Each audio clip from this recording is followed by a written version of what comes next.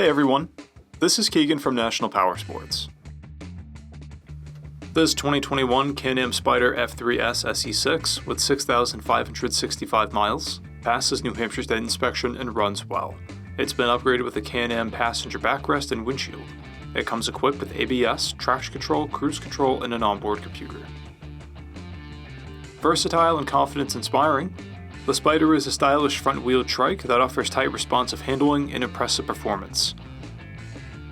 Powered by a 3-cylinder Rotax 1330cc motor, it puts 115 horsepower and 96 foot-pounds of torque through a 6-speed transmission. It has a 26.6-inch seat height and weighs in at 850 pounds. To see everything we know about this vehicle, including full mechanical and cosmetic condition reports, the service repair order, high-resolution photos, and more, please visit the listing on our website. We have also purchased the CycleCheck's Vehicle History Report. You can view this report by clicking the link on the right side of the video.